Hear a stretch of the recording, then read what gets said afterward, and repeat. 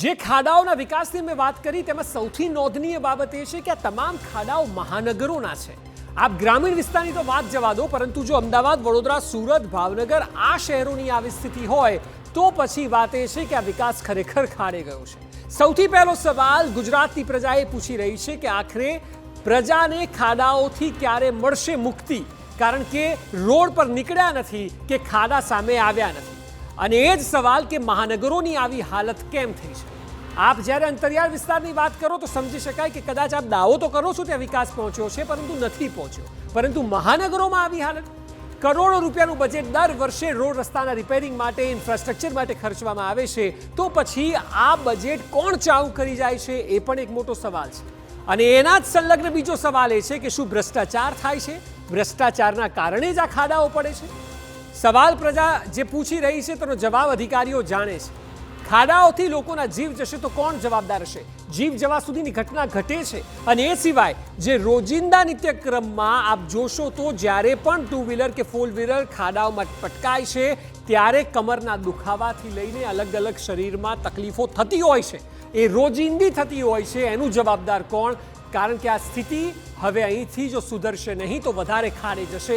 અને એટલા માટે જ અમે ટાઇટલ ખાડામાં વિકાસ આપ્યો, કારણ કે અમદાવાદ, વડોદરા, સુરત, રાજકોટ, ભાવનગર જેવા શહેરોની આ સ્થિતિ છે। અને ત્યાં એવું લાગે, જે પ્રકારના સોશિયલ મીડિયામાં મીમ વાયરલ થાય છે કે જાણે કે ચંદ્ર પર વાહન ચલાવી રહ્યા હોય, એટલી હદે કટાક્ષ કરવામાં આવે છે। અને તો પણ આ પ્રશાસન જે સૂઈ ગયું છે તે જાગવા તૈયાર નથી। અને એનો ભોગ અમદાવાદ, રાજકોટ, સુરત, વડોદરા, ભાવનગર, ગુજરાતભરના અલગ અલગ 6.5 કરોડની જનતા ભોગવી રહી છે।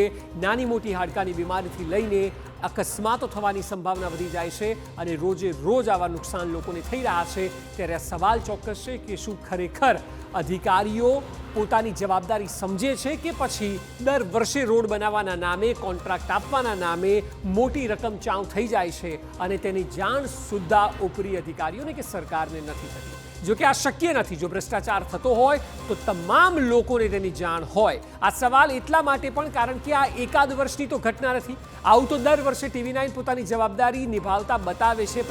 પ્રજાનો જે અવાજ છે તે ઉઠાવવાનો અમે પ્રયત્ન કરીએ છીએ, પરંતુ સરકાર છે, પ્રશાસન છે કે જે જવાબ આપતી નથી। દર વર્ષે જાણે કે જનતાને ટેવ પડી ગઈ હોય, હમણાં ચોમાસું પતશે એટલે લોકો ભૂલી જશે એવું સમજીને સરકાર કામ કરી રહી હોય તેવો ઘાટ ગળાયો છે। અને એટલા માટે જ ચોમાસાઓ બદલાય છે, વર્ષો બદલાય છે, વિકાસની મોટી વાતો થાય છે, પરંતુ સામાન્ય જે બાબતો હોય જેમાં ડ્રેનેજ અને રોડ રસ્તા જેવી સુખ સગવડો અથવા તો સુવિધાઓ આવે તેની ઉપર પણ કામ નથી કરી શકતી સરકાર। અને એટલા માટે અમે સવાલ કરી રહ્યા છીએ કે આખરે કામ ક્યારે કરશો?